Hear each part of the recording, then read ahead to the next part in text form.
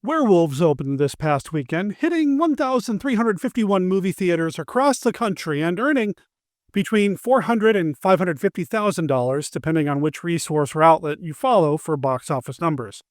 It snuck up on us here at the podcast and just kind of opened. Beth and I changed our plans for the weekend and for the podcast to make sure we had a chance to see what looked like a crazy monster movie. To prepare, I did some basic internet research about the film, looking for advanced reviews or interviews, and stumbled across an interview with the director Stephen C. Miller. The name sounded familiar, and after going over his filmography over at the Internet Movie Database, I realized I'd reviewed a movie of his before. In 2008, Stephen C. Miller's first feature film was the 2006 zombie film Automaton Transfusion. And while I currently do not have access to any of my old Mail Order Zombie podcast episodes, I was able to review some old notes and see that I discussed this film on episode 8 of my old podcast. I gave it a rating of 2 headshots out of 5. Did I remember much about Automaton Transfusion? Well, not much. What I did remember, however, was that the movie just kind of ends. There's no real conclusion, denouement, or anything else. It just stops. Other reviewers commented on this as well, but it didn't seem to impact Stephen C. Miller's career. He went on to have a solid career directing action movies, thrillers, and even the remake of Silent Night, Deadly Night with 2012's film Silent Night. I'd not seen any of his other filmography other than that early zombie flick. That's all I had to go on. That and Werewolves. My name is Derek M. Cook, and this is The Bride of Monster Kid Radio. Something unknown is walking through the woods in Maine and only appears now and then, and it's very elusive and very mysterious, and people still want to know what it is.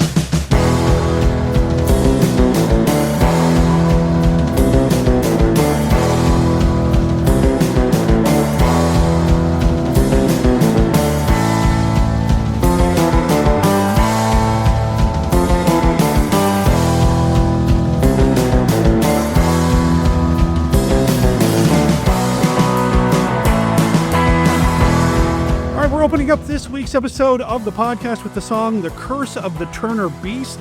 It is from a band called Shriek If You Know What I Did last Friday the 13th. You can find them at shriekifyouknow.bandcamp.com. Check them out. Check out this single as well as the rest of their discography. When you're done listening to the podcast devoted to the classic and sometimes not so classic genre cinema of yesteryear, this is The Bride of Monster Kid Radio. I'm your writer, host, producer, Derek M. Cook, and you are a podcast listener with discerning tastes. Thanks for being here. Thanks for checking out the show this week. Yeah, as you can tell from that hook, from that very beginning, we are changing things up. I know that we announced last week that this week we would be talking about the original Godzilla, because Beth had never seen the original film. She'd seen other Godzilla movies, but the very first one, she'd never seen before, and I was eager to share it with her. But, as I said, Werewolves just kind of happened, and you know what? I wanted to talk about it here on the show. Next week, we'll do Godzilla. I promise. Unless another werewolf movie opens and, well, we'll go from there. I don't think that's really likely to happen, but we'll see. We'll see. Fingers and tentacles crossed, or maybe not, depending on whether or not you like this episode of the show. I hope you enjoy it. I am excited to talk about Werewolves with Beth and share all of that with you. It is a modern horror movie, a modern monster movie, and we are going to get into some spoilers. However, I do give you a spoiler warning before we get into the spoiler part of the conversation, so if you want to skip the spoilers, we give you plenty of opportunity to do so. Before we get to that conversation, though, we of course have Mark Matsky's Data Capsule Review. He's still banging that Ultraman Ace drum, so we're going to get into that here in a second. Actually, why don't we do that right after this?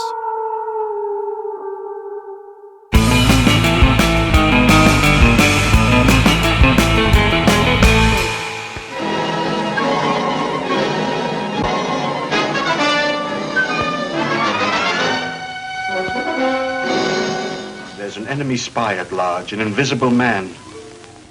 It's amazing. Oh, you will be of great help to us.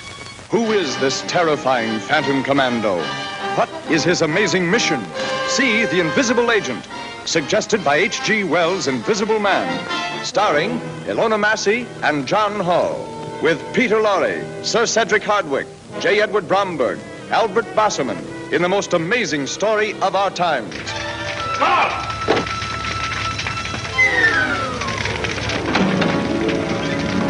Steady now. Don't let him get away.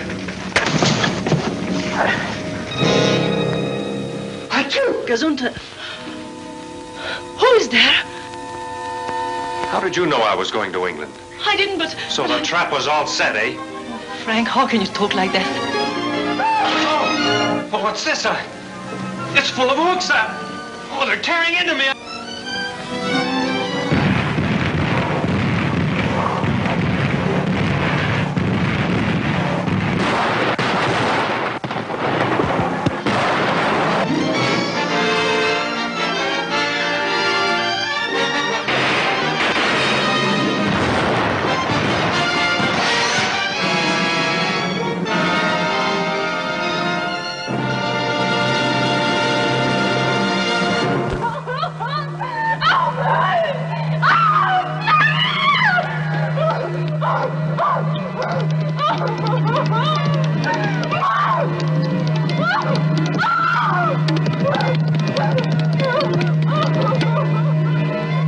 There are some doors that should never be opened.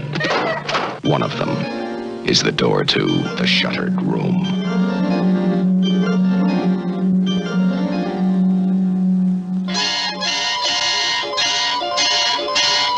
I wouldn't take her into that old house, mister. Lesson you want her to end up like this. The terror begins on the road to the house with the shuttered room. There's no hope for Susanna if she spends even one night in that house. Do I, detect a threat there somewhere? Did you feel it? Feel what? When you opened that door, it was like I was standing in front of a refrigerator. The terror is a touch,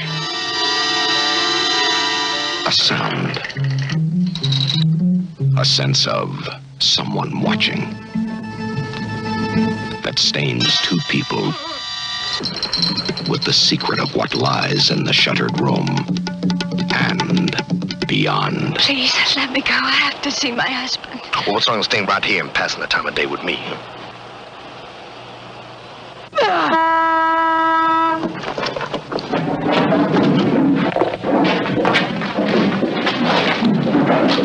Hey, Chief.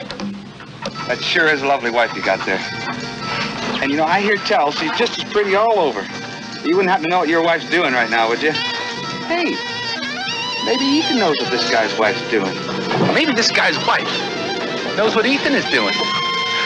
Because maybe they're doing the same thing together. Wait a minute. Let me help you.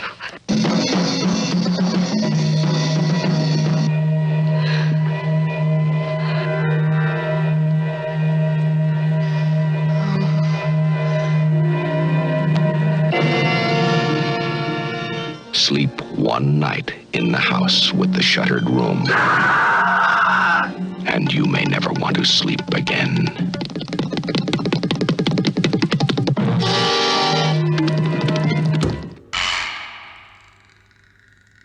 Live from the Land of Light in Nebula M78, home of the mighty Ultra Heroes, it's Monster Kid Radio's Beta Capsule Review.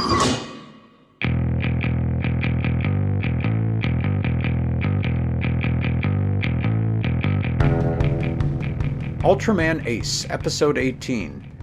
Give the Pigeon Back.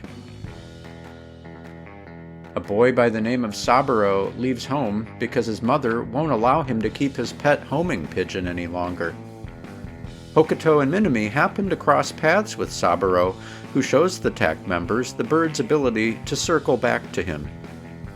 Later, Hokuto remembers the pigeon's instincts when TAC seeks to create an operating system for an unmanned vehicle, and Saburo is asked if his pigeon, named Kojiro, can be used in an experiment. During the test, Kojiro disappears in mid-flight, abducted by the Yapul aliens. In a cruel twist, they send Kojiro back to Earth as Kaiju Black Pigeon, whose destructive powers include high winds generated by his wings and fiery breath. Ultraman Ace enters the battle, but Black Pigeon issues him a serious beatdown. A last desperate action by Saburo may be the only hope for survival. Give the Pigeon Back, which hit the airwaves on August 4th, 1972, follows in the Ace tradition of taking a concept that sounds absurd, in this case a giant fire-breathing homing pigeon, and making it work due in large part to the emotional heart of the story, which not only centers on a boy and his pet, but also deals with the end of that relationship in fairly mature fashion. It also helps that Black Pigeon's design harkens back to a number of kaiju birds in the Tsuburaya stable, beginning with the very first episode of Ultra Q, in which Litra hatches from a prehistoric egg to fight Monster Gomez. Completing the nostalgic feel of Episode 18 is a final shot of the spinning sky that recalls some of the more avant-garde moments of Ultra 7. For Monster Kid Radio's Beta Capsule Review, this is Mark Matsky reporting.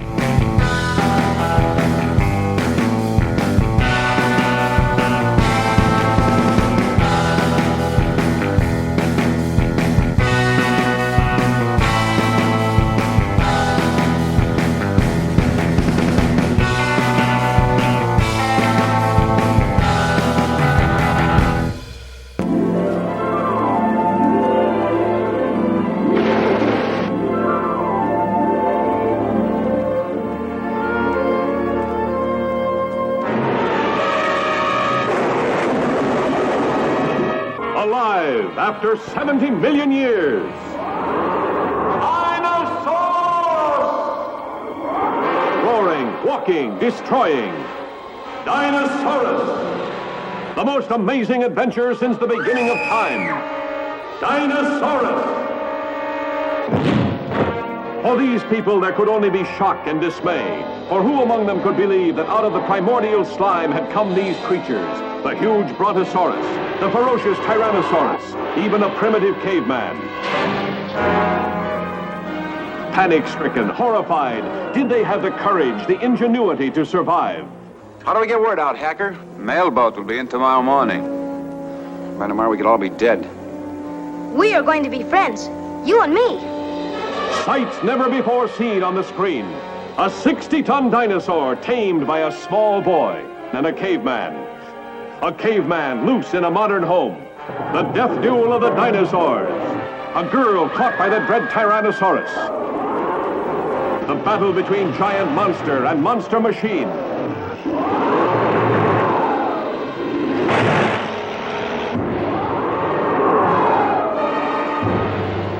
The moat of fire.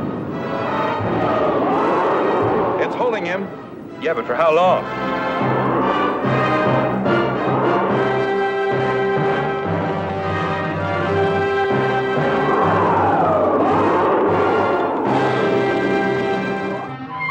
Discover Planet of the Apes. A civilization where humans run wild in the jungles, and the superior beings are apes. Tribunal has placed you in my custody for final disposition. Do you realize what that means? No. Emasculation, to begin with. Then experimental surgery on the speech centers, on the brain. And a kind of living death.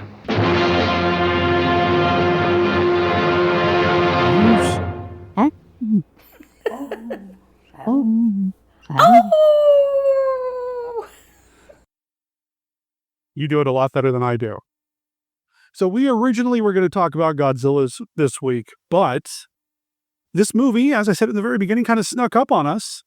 Didn't know anything about it. Did you know anything about Werewolves? I had not heard anything about it until suddenly there it was on good old Bookface, and Bookface. I refused to advertise for that man. And yeah, and wow. Wow? Wow. Okay. So, here's the deal. We know this isn't a classic monster movie, but the title is a classic monster movie monster. It's werewolves. And before we talk about the movie itself, and I am going to split this up into two different parts so that we don't do spoilers because it is a brand new movie at the very beginning, and then I'll give you a heads up as to when the spoilers are coming. I'll have Count Dracula come in and give you that notice. But before we get into it, I want to know what your background is with werewolf cinema. I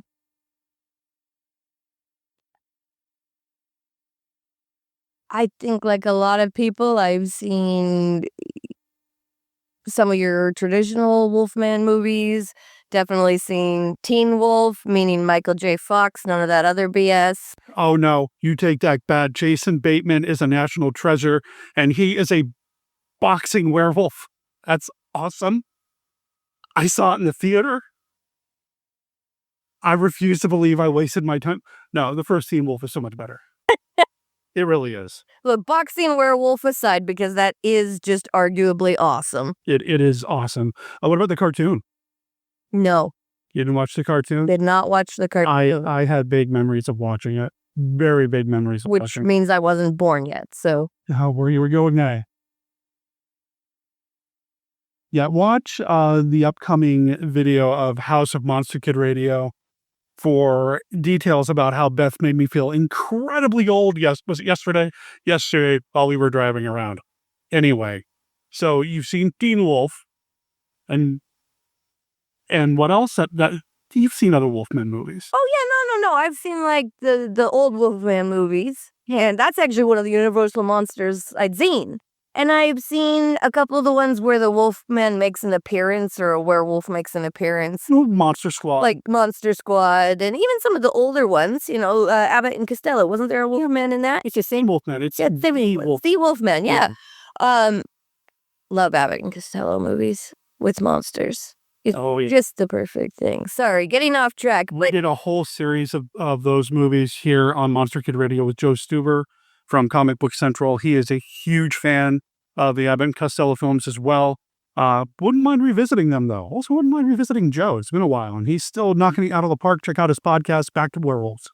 I've also seen things that I would say are werewolf adjacent. A certain wizarding school has werewolves in it. So really? Yeah, there's actually a teacher werewolf. They don't know that he's a werewolf. Well, I mean, Hermione figures it out anyway. So there's some werewolves in that. There's bad werewolves and good werewolves, which I kind of like. And we'll get more of that later, probably after the spoiler part. But let's see, what other werewolves? I would say that certain sparkly vampire movies are werewolf adjacent because it's a genetic mutation and not something, you can't get bit. Okay. In those. If you know what I'm talking about, and if you don't worry, you didn't miss anything. But it's more like I'm just a human that can transform instead. When I want to, not I have to transform because there's a full moon, which is a whole different ball game. I think outside of this one, I think the most recent modern werewolf thing you and I watched together was Marvel's Werewolf by Night. Oh, which I really love because the cinematic value on that was so good. Although I will say I black and white. Only black and white. Yeah, I never really bothered to watch it in color. I did go back and watch it because I want to see. I want to see how they filmed it and how they got. I am fascinated by some of the old school techniques with color to make black and white film appear correct and to give different shades, because one problem that many of you film fans will recognize is that if you put everything in the same shade of blue, where you might want things to match if you were looking at it in color, if you do that and then film in black and white, everything looks very monotone. You lose dimension in your set and it looks fake. It actually doesn't look correct. It looks painted on or kind of muted out. And so, for instance, the Munsters, is that the one I'm thinking of that I love? And here's another week. How many weeks in a row do we keep bringing up the Munsters? I love the classic Munsters. They're great, and I want a staircase that opens and I want the dragon. Has a dragon under it, or at least the staircase and a fake dragon, or a dog dressed as a dragon, or something. But the pink living room. Yeah. And that was a classic technique. Also, if you've ever gotten to see the original set for I Love Lucy when they were still in black and white before. I think the original was in black and white, and then her later show, was in color. But they used some of this. They started with some of the same set pieces, but then they had to like recover some of the furniture because turns out in color it was hideous. Mm. But it worked really well in black and white, And so I felt like Werewolf by Night, it was meant to be seen in black and white. It didn't feel right in color. Right. And yeah, I'm going to tell everybody. I mean, everybody knows I love black and white cinema. It's a different skill set. The cinematography needs are different. The makeup needs are different. I didn't like Man-Thing in color. Interesting. Okay. It didn't work for you. That coloring on that character, I would adjust it if they're going to do more with him in color in future. He was green, right? Yeah, but it wasn't the tinting of how much yellow and stuff. It wasn't correct. Yellow, huh? I think they may have changed. They probably adjusted the color so it would film properly in black and white. And then I don't know if they tried to digitally alter it or something, but it didn't look right. I didn't like it. Interesting. It looked out of place. That's what I'll say. Like in old CGI, when all of a sudden you're like, oh, there's the CGI. Like when Star Wars first added stuff in. Ah, okay. And you were like, there's the CGI alien dinosaur tromping through the town because clearly it looked different. Well, and speaking of Star Wars, we need to watch Skeleton Crew because supposedly there's a space pirate werewolf character, and that I want more space pirate werewolves in my Star Wars. So, and there's a classic werewolf mask in the first Star Wars episode, Born New Hope, whatever.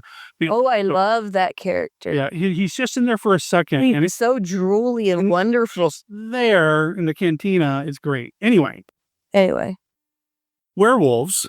Yes. It's the most recent werewolf movie that we've watched. Now, it literally just came out on Friday. We watched it the first day it opened, right? Yeah, exactly. We saw it Friday night, and so we are scrambling to get this episode put together.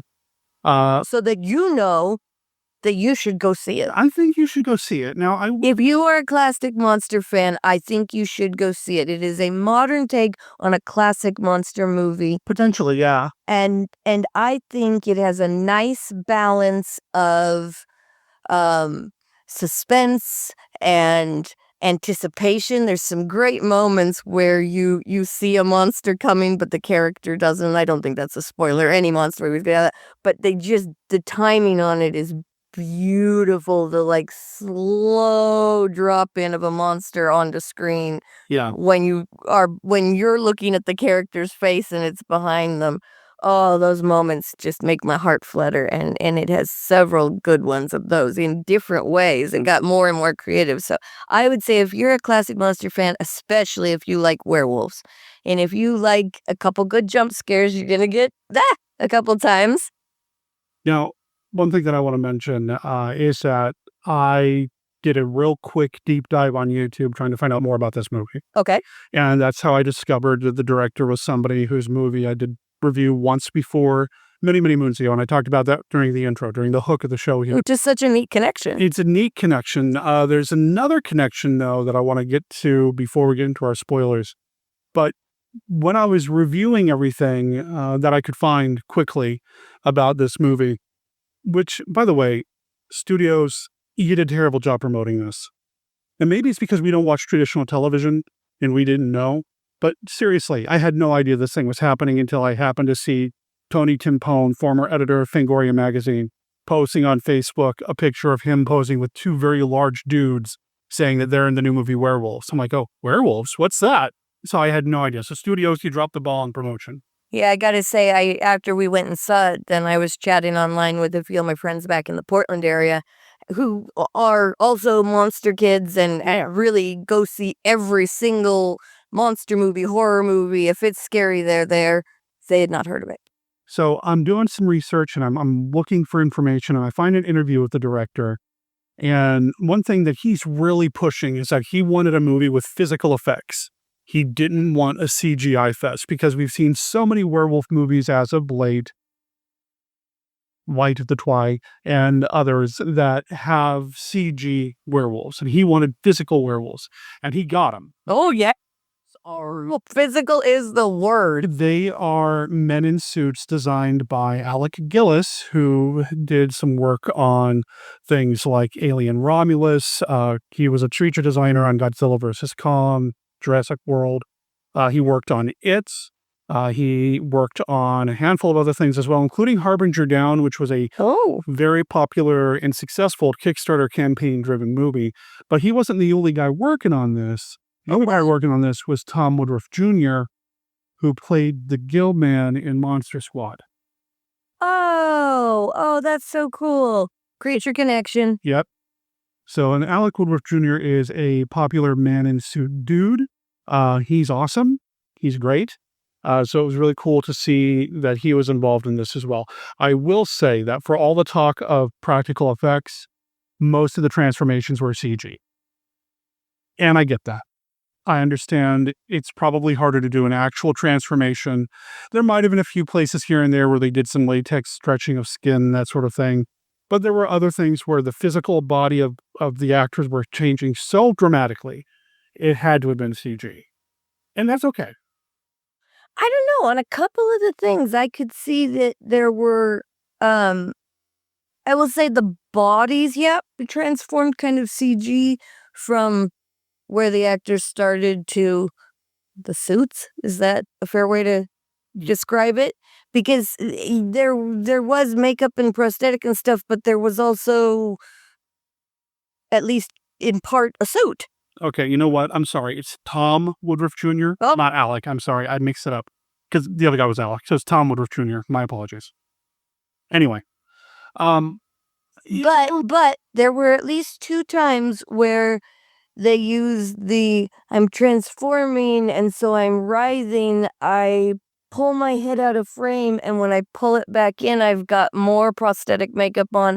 I pull my head out of frame, I pull it back in, and I'm closer. And then about the 4th time, I have the mask with full prosthetic and everything all on. And I really enjoyed that it built up, but also in a way that was as if the monster was coming out of them. Sure. And I agree that they handled the transition well. Some of the other physical makeup that I really appreciated that you pointed out, some of the characters that had previously been transformed into these werewolves, these wolf creatures, had what looked like a bunch of scarring on them. At first glance, it almost looked like burns. But you pointed out that's not what that was. No, we got a close look a few minutes in, pretty quickly in. Mm-hmm. They were stretch marks, which I thought was so ingenious. Some of them also had like scars that were clearly from a claw or something else. But they had stretch marks at places like alongside their necks and cheeks.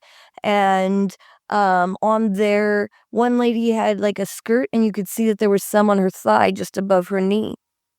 And on their arms, the guys, when they wouldn't have shirts on, they had stretch marks along their upper arms and stuff.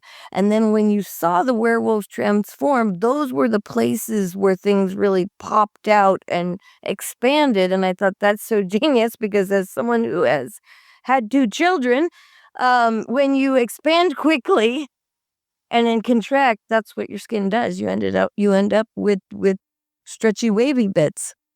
You see it a lot on the character of Miles, who's played by James Kyson, who, if I remember correctly, I really liked. Was in Heroes. Yes, I really liked him in Heroes, and then I've watched some of his work overseas since then, and he was subtitled, obviously. Yeah, I don't know much about him. And I don't know why I was thinking about Heroes the other day. They popped up on my YouTube algorithm, something about Heroes. I'm like, oh yeah, I used to really like that show before the writer's strike ruined it.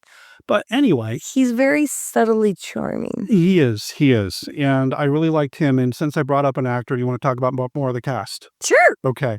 This is a Frank Grillo-led film. Frank Grillo For those of you who don't know, if you watch the MCU films, he was cast as the Crossbones character. I don't think he was ever called Crossbones in the film, but he is somebody who at one point was going to be built up as like a major antagonist, but really they didn't do as much with him as they probably could have. And I think he even complained about it publicly, which meant that I could be wrong there, but if that's the case. Well, I mean, honestly, if I'd been cast and I knew it as a character that was that cool and then they did nothing with my character, I'd be a little annoyed too. And to be fair, there is a precedent for being an annoying jerk about trying to get your character's movie made and it finally happening. Hashtag Ryan Reynolds. So you can't really fault the guy if he thought, hey, maybe it'll work for me. I'm an attractive buck dude. Yeah. You know? But he's done a lot of stuff for the MCU. He did some voice work as his character in the What If series. Sure. He's also appeared in some of the DC animated films and a number of other things as well. But the reason I bring him up is he's our lead. He plays this guy named Wesley who, at first, when he appears on screen, he appears to me because he's so comfortable with self-defense and guns and buff. The dude is jacked. Yeah. I'm thinking he's like ex-special forces. Yeah, that me too. And like the neighbor keeps calling him captain. He's like, I'm not in the military anymore. No, he's a scientist. And not only is he a scientist that hits the gym every free moment, he's a scientist who's like super in charge of this project. Oh yeah, he's like a genetic chemist, you know, a lotion manufacturer genius that and also has time to have an 8-pack, you know, because he does. He had an 8-pack, dude. Full points for the workout routine and whatever he did to get ready. Actually, most of the dudes in it were pretty freaking buff. Well, and some of it made sense to me. You could tell, though, as we're watching the movie, that character's not going to make it because he's not super buff. He's the pasty nerd guy who actually spends the time in the lab instead of the gym. He's going to die. But Grillo, I mean, he's spoilers, but yeah. Eating him. Well, I mean, it's all kind of set up. Actually, there are several pasty nerds, so you don't know which one dies yet. That's true. That's true. I do like Frank Grillo. I think he's got a charisma, and I really liked it. I think he's a great character. The one thing I would have liked is if they had just said, yes, he's there on behalf of the military. Even if you made him a military scientist, I would have been okay with that. But the idea that he was just a civilian, even who retired military, was a little weird to me. Also, it didn't feel like there were any military people actually in charge of the project, which then made that void even more obvious. Yeah. So that's my one complaint. His co-lead scientist, though, loved her, and what a wonderful, strong character. And I'm guessing someone who has worked with Lou Diamond Phillips before, because she had the tattoo under her arm that like all of them that have worked with him a bunch have. And it's a diamond. Okay. And Benilda. Yeah, it's like, I think, good thing. So that was Katrina Law. Yeah. Really liked her performance. Actually has appeared in a ton of like NCIS. She was a regular on that show for a time. So yeah, Katrina Law was really good. And actually I like chemistry. The regular one or the whole Hawaii? I just regular one from what I understand. I don't watch it, so I don't know. But she appeared in 2 episodes of the Hawaiian episode. Okay, I think that's what I've seen her in, yeah. But I did like her quite a bit. She's got really good chemistry with Frank Grillo. The two of them, I really appreciated together. Well, and I like there's a nice little subplot between her and one of the people who had previously transformed as a werewolf, who we talked about earlier. That is really kind of a nice little subplot that adds meaning to it. And I felt like it really gave her a reason to be there as a scientist. Agreed. You know, and it gave her the level, it justified the level of drive and how desperate she was to find a solution and what ends she would go to. And I think that justified that. And so I thought that was a really nice plot point and a nice subplot, and very well done to the writer there. We mentioned Lou Diamond Phillips. He's also probably the biggest name in this. Is it fair to say he's a big name still? Yeah. Okay. Yeah. I did get the impression they probably only had him on set for maybe 3 days, and it was yeah. Yeah. Let's shoot everything we can with him because we only got him for a couple of days and then move on. But he did a nice job with what he did. Yeah, he does a good job with what he does, and he's got a few moments that really kind of show his dedication and his drive to succeed here. And I think there was a few moments where he definitely had a little bit of fun. Yeah, I think so too. I think so too. He's not in a ton of the movie, but I think the part he's in, I think he had some fun. You could tell he had a good time, and I always enjoy a movie where the cast has had fun making it because there's just a difference. There's a different energy to it. There was a palpable sense of fun to this, and I think some of that comes from the fact that once they got werewolfed out, it's physical. Yeah, I think it's easier to have fun that way Mm-hmm. when you're interacting with real elements. Oh, definitely, definitely. As a performer, yeah, interacting with a real thing is always better than having to pretend something's there and look at a green ball. Right. I mean, it's different acting, and I get that. And I know these days that's part of the actor's toolkit. Sure. You have to learn how to act that way. But just there's a fun, a playfulness. It's like, oh, hey, we got monsters on set, and who doesn't want to play monsters? Yeah.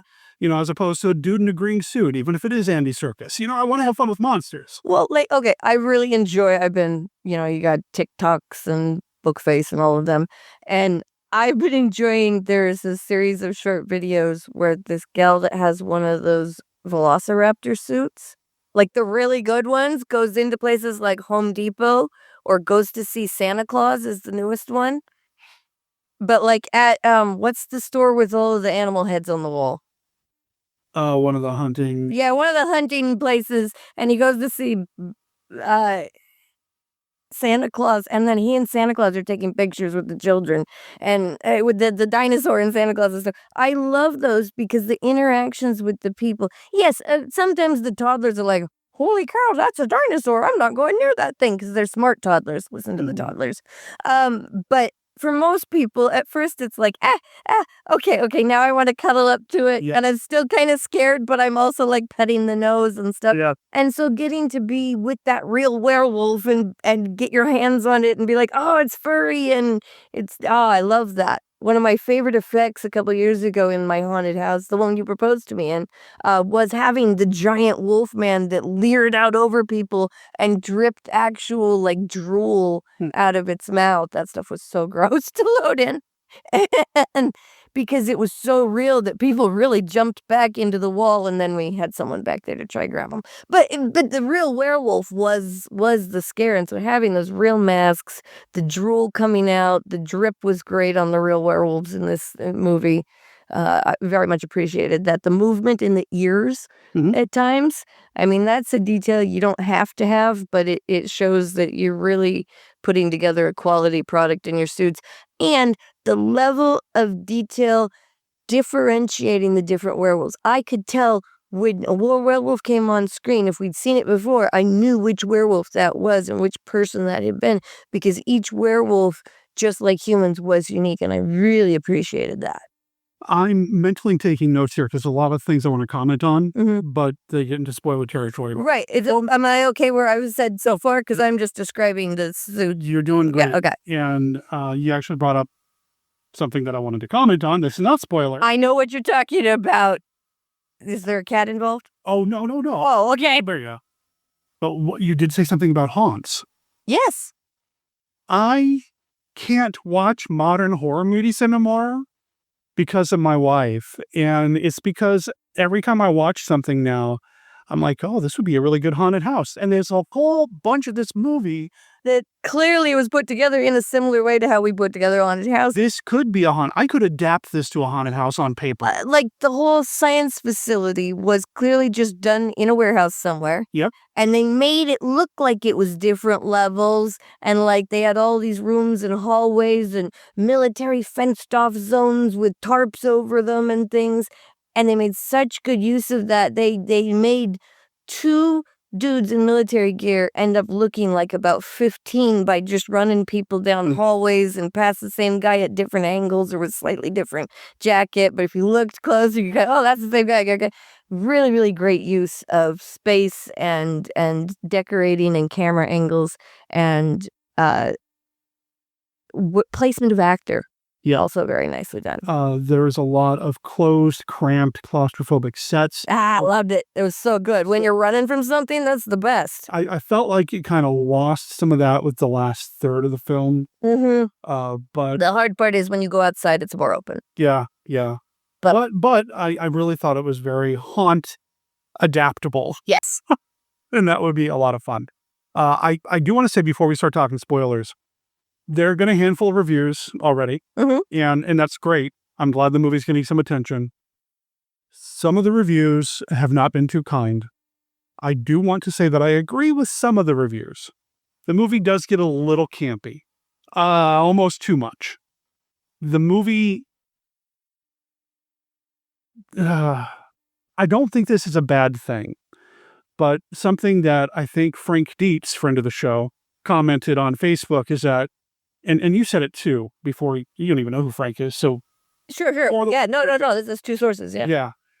This is a movie sequel to a movie that didn't exist. I actually thought that was the genius part of it, and I'm so glad you brought us around to that because this is what I want to talk about before we got to spoilers. The movie starts out black screen. Here's some words in a color. And we're going to give you the setup. And we're just going to tell you what it is, and you just have to go with it. Yeah. You don't get a choice. This isn't, we're going to show you something and you can interpret it how you want. We are telling you in clear, plain English or whatever language, hopefully you're getting to see it in. Holy cow, you need to translate this thing into German and Czech as fast as possible. They would absolutely adore this movie. Get this movie into German and Czech hands, and I tell you, it will go bonkers. They'll just love it. Trust me. Weirdly so. But they just tell you 1 year ago, there was a supermoon. A supermoon is when the moon comes super close to the earth and it's a full moon. And a year ago, a whole bunch of people, like millions, turned into werewolves and started rampaging their families, their cities, their whatever. Tonight is the next supermoon. I think it said about a year ago. I don't think. Yeah, I don't know if it was an exact year ago. But tonight is the next supermoon. And everyone's preparing. And that's basically your setup. So that whole first movie doesn't exist. And I said, this is actually a modern trend if you look. A Quiet Place. Yeah, it feels very Quiet Place set up. Doesn't give you before. Planet of the Apes.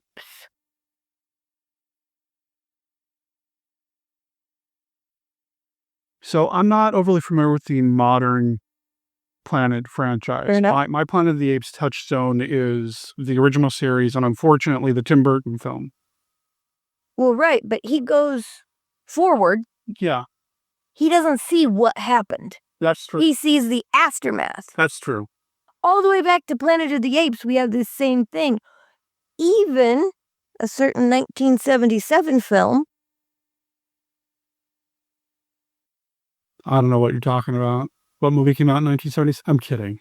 That begins with episode 4. And it tells you in big, bright yellow letters, episode 4. And you're like, what happened to 1, 2, and 3? To be fair, when it was first released, it didn't have episode 4 as part of its title crawl. It was just, boom, Star Wars. That was it. But I hear what you're saying. And he always intended it to be. Yeah, so he says. I don't know. I want to hook Lucas up to a lie detector and see, because I don't believe him. I want to believe. What? Well, at one point he told everybody he was going to make 12 films. There was 12. You know what? Well, and with the side movies and stuff, I think we're getting into that. Anyway. So this is the sequel, but it's the first movie that we get. Yeah, it's not like a Leonard Part 6 situation. No. Wow. In fact, the screenplay was originally titled Year 2. But people were confused. Like, do we have to see Year 1 first? Well, no. So let's just call it Werewolves. And it's a little on the nose. It's a little on this now. The other complaint that I heard that by other reviewers, and people can see this in the art that's available online for the film, that the werewolf design doesn't look very wolf-like. That one reviewer referred to them as crocodile shapes with fur on them, that sort of thing.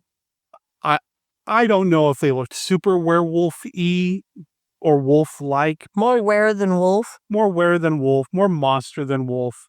Another comment is that this looked like it was The Purge mixed with werewolves. It's very like everything, we're going to shut everything down, let the werewolves run around and do their thing, and then the next morning we're going to get back to our life. Honestly, with that setup, it could have been any monster. It didn't necessarily need to be wolves. It could have been... I will give you that. I will absolutely give you that. The dead come back and they'll go back to their graves, or tonight's the night vampires, or tonight's the night yeah. leprechauns, see, whatever. Yeah, that's true.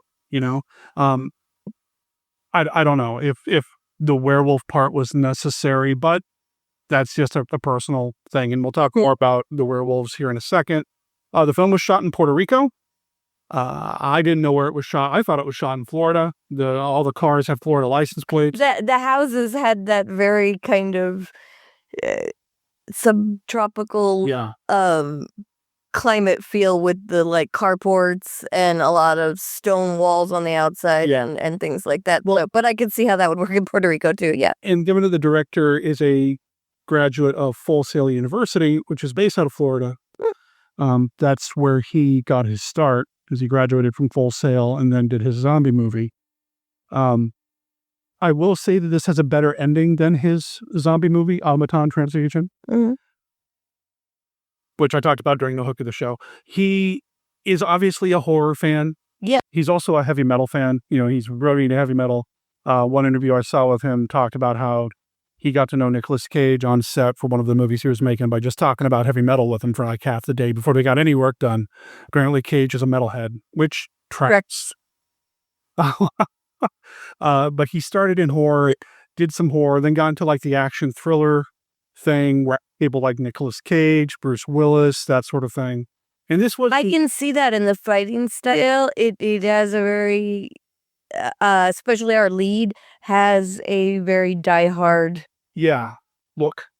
look and fight style and a real mix of Eastern Western. And this is the Bruce Willis era in which he was basically taking anything that came along. Right. So I couldn't even tell you any of the titles. These are all straight to video things probably. But then he's coming back to horror and action horror in particular with this one.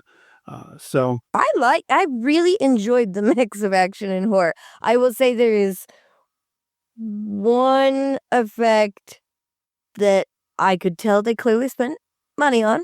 And it involves a harness. And I would have left it out, honestly, guys. I would have put the money somewhere else. The fighting was so genuine between people and werewolf, because even the werewolves don't get along necessarily in this movie, which is also great. I love when a monster fights a monster. I mean, what's better than two kaiju going at each other, right? Exactly. So, that's why I love you. Aw. Hopefully a few other but mostly that, yeah, okay. My wife's into kaiju and kaiju action. That's enough for me. Moving on. That wasn't even as loud as I can cackle. But yeah, that one effect, which clearly was supposed to be really cool, it looked out of place. There are a few things that looked a little out of place occasionally throughout the film. Where it would be like, oh, you spent money one time to do this. There's one, I won't say whose, but there's one werewolf transformation that is quite different from the others. And I felt like was made for money reasons.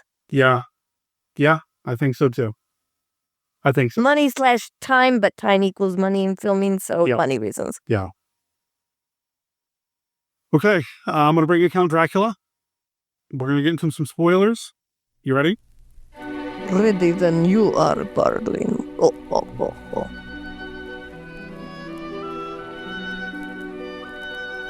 I am Dracula, and I offer you this warning.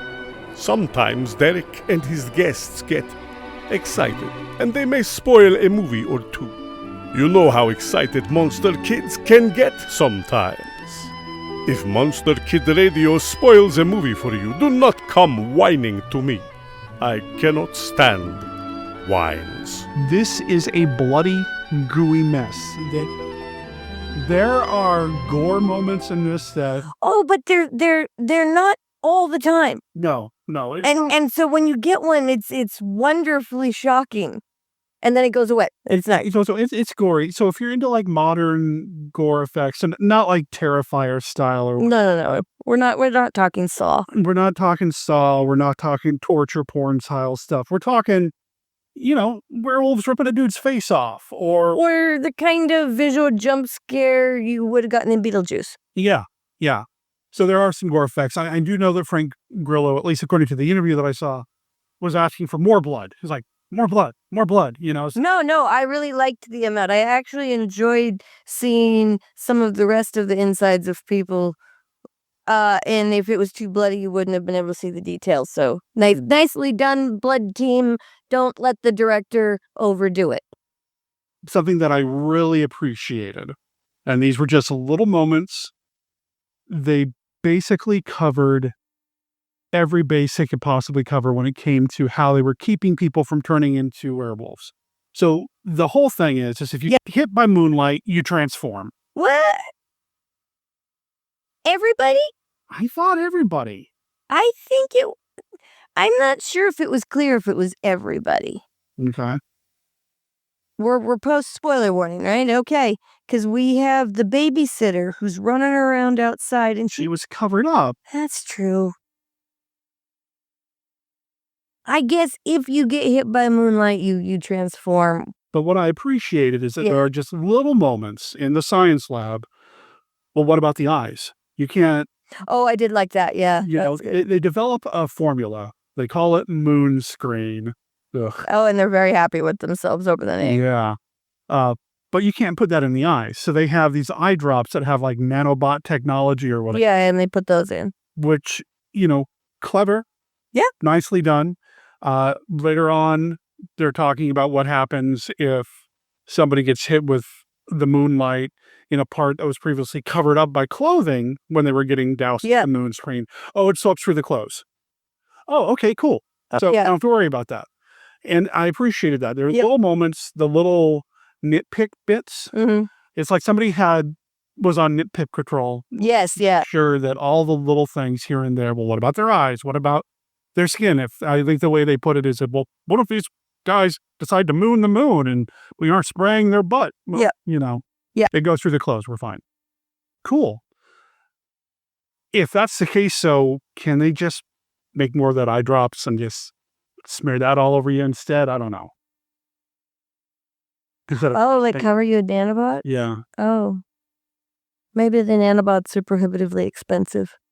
Sure. Okay. Go with that. I'll go with that. Versus moon screen. The concept's fine. It's the name that I... Yeah. Yeah. I struggled with a few things here. Okay. There's a few moments and few things that happen in the movie. And I struggle with this with a lot of movies that introduce a dystopian element or landscape. Everything seems to go downhill real fast. I mean, when we're outside, it looks like Escape from New York. I mean, it is, and the moon's been up for like maybe 4 hours and we're already barricaded up. We got barrels, in the corners with like... Oh, people have prepared ahead of time, yeah. But it really looks like Escape from New York. And it's like, dude, the moon's been down or up for 4 hours. Did the world really go to hell this quickly? I mean, we're told at one point, well, you saw what happened in Japan, didn't you? Or wherever it got dark first. Tokyo and Sydney, yeah. Yeah. We never see it. No, we don't see that, but it's a nice hint, and actually maybe it does make the authorities scramble. And we see where they're trying to push people into the subway tunnels to keep them. Yeah, and so that was my other complaint, and I think we talked a little bit about this. There's a moment where our two scientist characters escape the lab because everything goes wrong with the lab because of course it does. And they're making their way through the city, and they're like, hey, there's tunnels under the city. Let's go through the tunnels. Cool. And they get to the tunnels, and then they encounter a group of people. Maybe they're werewolves. Maybe Cloaked, you can kind of see their eyes, but not the rest of them. And there are people behind cages, but you can't really see them, but you can hear them. Well, were they behind cages, or was it like an underground mall, and those were just the security doors that come out? Well, yeah, it wasn't exactly clear. You couldn't really tell, and it's like this throwaway moment. And I didn't know. I honestly was like, "Are these underground werewolves?" Yeah, I want to know more about the underground. What is this? Another movie? Did something get cut? Why is this here? Because you could have just been like, there are tunnels and gone down there. Yeah, you didn't need any of that. You could have cut all of that whole thing. We could have just gone underground. They face a werewolf underground. Yeah. And after we're told, well, you can go to the tunnels and then you're on your own and then it's up to you. One werewolf. Yeah. Yeah, I wanted more. If this was my haunt, a lot more werewolves. Yeah. So I did not appreciate that. I thought it interrupted the momentum of the movie. Yes, I will agree with that. It could have been cut. I don't think the movie struggled for length. I mean, it would have been fine without it. Yeah. That sort of thing. We did get a little girl turned into a werewolf eating cats. Her werewolf face looked like something out of The Grinch Who Stole Christmas. We're not the only ones to make that observation. I think Frank Dietz said the same thing in his Facebook post. It looked like a little Grinch or... a little more Cindy Lou, you. Yeah. Yeah. See, now this is a Christmas episode. Merry Christmas. What? Happy holidays. Wow. Frank Grillo should have lost his pants. Just saying. But speaking of Frank Grillo, I did appreciate this about the movie. There was no romance. No? There was no romantic subplot. I feel like that's a cliche that sometimes happens, especially in traumatic situations. I kept waiting for it to kind of happen just because it is so cliche, but they didn't, and I liked that. I appreciated that the two scientists running for the city, they clearly were friends, and they clearly had history together. Yeah. As co-workers. Maybe they were in the military together. I don't know. Yeah, but there was zero romance or clutching together in a weird way or nothing like that. I appreciated that a lot. Me too. I also appreciated his relationship with his brother's wife and his niece.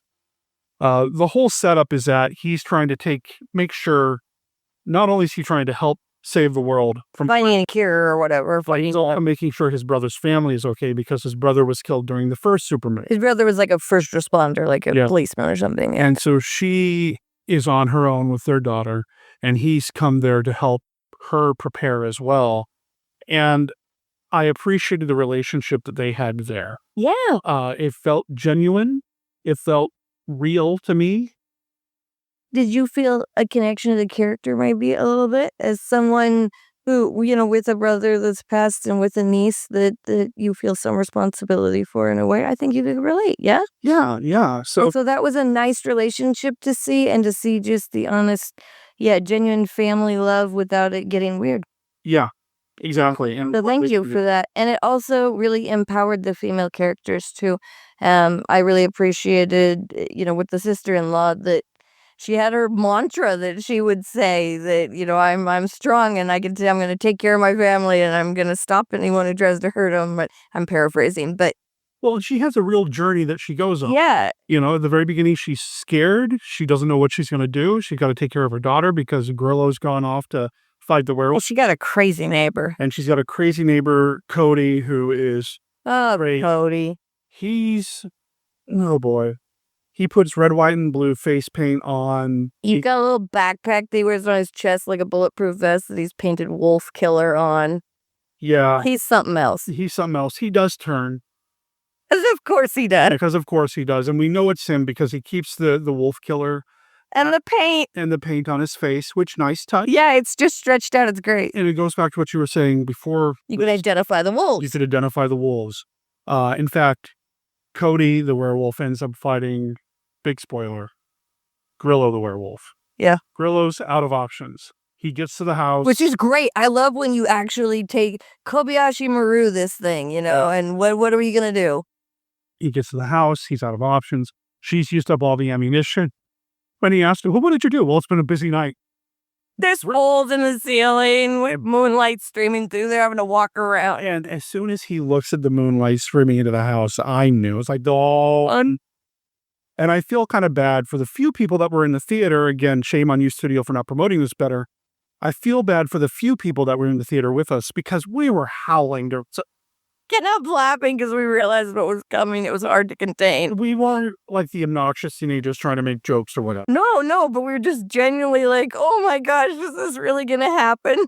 So we had a... Oh, and it'd been raining. Oh, yeah, and I don't know why it was raining. So that it was cloudy and there was no moonlight so that they weren't getting hit when they were running around. I guess. Because all of a sudden when he steps outside because he's going to wolf up, that's the term I'm going with. I really wish this was video because... The face expressions. She just did this wolf up action that... When he goes to wolf up, the rain eases and the clouds part, and there's the supermoon. And then he starts stretching. He doesn't have to have stretch marks at the end, and I'm going to call BS on that. Why does a hot dude not have stretch marks? You would think he'd have even more stretch marks. Right, because his skin is so tight against his body the rest of the time. I mean, honestly, bravo on the prep for the movie. Very nice. But he should have stretch marks at the end or something, because that's not fair otherwise. Yeah, he should have been all skin all floppy, loosey-goosey, and he shouldn't have had his pants on. That's the other thing. Well, why? No, you know what? Yeah, he kept his pants. The others didn't. The entire time. Like, they're not stretchy pants. Well, maybe they were. Maybe they were jeggings. Maybe they were jeggings. He was wearing jeggings all along. Maybe the pants got doused in moon screen. He only after transformed. Yeah. Oh my god. He actually did get covered in it. He did. In the lab and stuff, so. They sprayed him down and he did the eye drops. You were talking earlier about multiple ways to protect yourself. They had suits. Yeah. They had suits, and as long as you kept the moonlight off you were fine. I mean, people ran around with a blanket over their head. Right. You know? Yeah. Make sure you cover up and go. I will say, for a movie called Werewolves, other than people turning into wolves or wolf monsters, there's no other werewolfism. There's no silver bullets. There's no pentagram on the palms. There's no nothing else. And which again goes to, it could have been any monster. Yeah. I mean, I'm glad we got something that could be identified as iconic as werewolves. But, there wasn't anything else. I mean, other than it was the supermoon was the trigger. The supermoon was... So you would have to change the trigger to change the monster, but... Yeah, I mean, it could have been anything. It could have been, maybe it's the lunar eclipse and the dead rise, or who knows. It could have been anything. Okay. That's my thought. I don't think... if you're going for traditional werewolf action, you're not going to get it. No. You are going to get a big old bloody monster movie. It's a bigger budget B-movie. It opened on a little over 1,300 screens across the country. I'm so glad it opened here. I'm glad it opened here too. We've kind of bemoaned the fact that we haven't found our home theaters here in the Phoenix area yet. It's not like it is up in Portland, where we could go to the Joy every other week to find a classic movie, or go to the Academy because they're doing a Hitchcock run. Yeah, we've not found that. We've not found that yet here, but there are enough bigger theaters that if there is a bigger movie coming out, we are going to be able to find it. Yeah. And I'm glad we were able to find this one. It was playing at a Harkins, which is one of the chains down here, which was good. I did have a good time watching it. I don't know if it was worth the amount of money we spent on tickets and concessions. Okay. I was feeling a little sticker shock at the end, but that's just, whatever. But it was definitely worth the time. I will say the seats were nice. The seats were nice. They were reclined. It was worth the time. I wasn't bored. I wasn't looking at someone's head. We weren't like watching our clock and No. wish we were doing something else. I had fun. I had a lot of fun. It's not a serious werewolf movie, but it's a fun monster rock'em sock'em. Yeah. That they do some things to try to justify why they are the way they are. And I appreciated that. Blue Diamond Phillips looked like he was having fun. Even if we didn't spend a lot of time with his character, he doesn't make it, folks. There's a lot of people that don't make it. A lot of people don't make it. I wish there was a way to do it other than the Iron Man shot. They're wearing suits and they're wearing helmets, and when I say the Iron Man shot, it's when you have the close-up of the character in the helmet and you've got the LED displays around their face. We see it in Iron Man. We see it in Jay and Silent Bob Reboot. Yeah. I wish there was a way to convey that information without doing an Iron Man helmet shot, because the minute you do that, for me, I think, oh, that's just like an Iron Man. Remember in Iron Man when they did this so much better, and then you start thinking about a better movie, and that's not what you want to do in any movie. Sure. So I wish it wasn't there. I know I'm being maybe a little critical here at this point, because I don't want people to go into this thinking it's going to be the ultimate werewolf movie, because it's not. No. But it's a great romp, and it's a fun B movie, and it's a great balancing point to maybe some of the overly schmaltzy Christmas stuff in the pop culture right now. Ugh, yeah. You know? Sorry. It's not a Christmas movie at all. I mean, if you are looking for a fun monster time in the theater, I think this one delivers. I think it does, and I think it's important to support movies like this. If you have, if you don't have it playing near you, but you have a local theater like the Joy or whatever your local theater happens to be called, see if they can get it in for a night or two.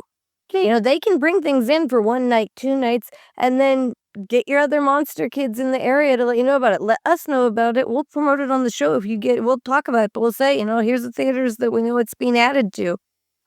We'd love to do that, because the more movies like this that get made, the better they're going to be, and the more monster movies we're going to get. Having not seen his work since Automaton Transfusion, I can definitely tell you that the director has grown quite a bit. I would imagine so. Quite a bit. And I would love to see him do more action horror movies. Me too. I would love to see him play with the goo, play with the physical effects, do some more monster flicks, and just have more fun doing this kind of thing, because it looks like it was a blast to shoot. Yeah, and stick with a lot of the practical fighting. That was great. Yeah. Don't overthink it. Don't try to make it more than it needs to be. Yeah, I mean, Frank Grillo, make him another action horror guy. I want more action horror movies that are good, with good acting, and he was a good actor in this. Yeah. I'm going to give him that. He might have been, muscles that talked, but he was great. My complaint was with the writing, not with his acting. Exactly. And it wasn't even the writing per se. Like, the dialogue was fine. No. I mean, I would have made his character military in some way. Yeah. Because it would have made more sense. It would have made more sense to really play up, he's like the representative of the military. He's the contact between the military and the science part of it, whatever. Something like that, yeah. Instead of just like, he's the #1 scientist in Florida working on this, or wherever it is this was set. I imagine it was set in Florida, because of the Florida license plates and a lot of the Florida man isms of the neighbor and the Proud Boys. Well, now in the sequel, he can go back to the military and become like the director of werewolf relations. Hey, the guy from La Bamba didn't make it, so I'll be in charge now. Yeah, I don't know. But I would give it I would give it a 4 out of 5 howls, I would say, for Monster Kids. Wow. Yeah. I think you would really enjoy this. I think, everything's been so serious and so down, especially here in the United States. If you're an abroad monster kid, I love you. I so appreciate you being here and listening. Whatever time of day you're finally getting around to this, your time. But for us in the U.S., it's been a stressful fall and a difficult fall, and this was a really nice chance to just get out of our heads and scream and gasp and laugh and cuddle together. Take your date to this one. Yeah. Monster Kids. You'll get a little cuddle close time, because there's some moments where you're like, but it was a nice break from reality, and now I think I'm ready to go be in the Christmas spirit. But yeah, this was a really fun romp. I think any time of year, Werewolves, definitely a great movie night, or if you can get it into your local theater, please try to do so, because again, more monster kid butts in seats means more monster movies, guys. It's true. I would probably not be as generous. I'm going to probably say 3 howls out of 5 for me. Okay. If we're going to go on a scale like that. You got more to compare it to. I do have more to compare it to, and I'm coming at it as more of a classic monster, Fair enough. approach as opposed to the monster. I'm a little more hybrid. You're a little bit more hybrid and... Brid. What did I say? Hybrid. Well, you're also more highly bred than me. I don't know what that means. But, as soon as the characters, Frank Grillo and company, start chasing after was it a little girl? Yeah. Once they chase a little girl and go underneath like a gate or a closing fence, if you need to make a bathroom or popcorn run, that's the time to do it. Yeah. Because that's when we get into the whole underground tunnel thing and all that, which really doesn't add anything. No.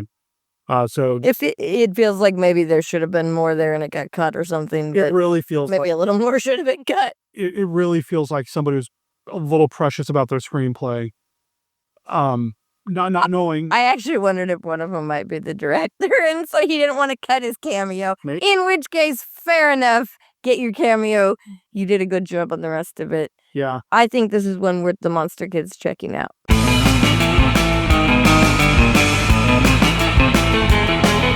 Thank you for listening to this episode of the podcast. I hope you enjoyed the conversation about werewolves. And if you went to go see Werewolves, we'd love to hear what you thought about the movie.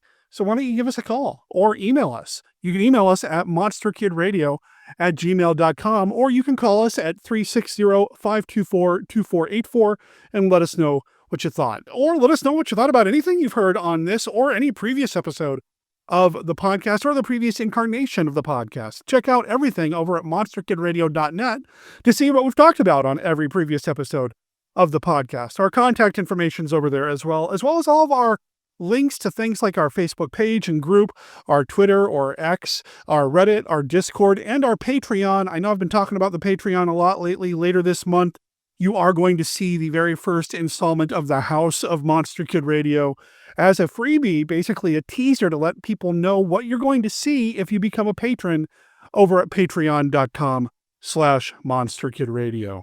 So please check that out. You can actually follow us over there without actually becoming a paying patron. So we'd appreciate it if you followed us over there, as well as if you got involved with our Reddit and all of our other social media outlets. I'm trying to bring the podcast back to full strength after taking that long hiatus. And we can only do that with your help. So please consider sharing posts, retweeting tweets, and all the other things that you're supposed to do when it comes to social media. I'm still trying to figure it all out myself. Like I said, next week we are going to be talking about Godzilla. I am really looking forward to hitting record on my recorder with Beth to talk about the original Godzilla film, the granddaddy of kaiju. It's going to be a fun conversation. I'm looking forward to that. I was looking forward to this past weekend when we showed Dr. Jekyll and Mr. Hyde movies over on the Twitch stream.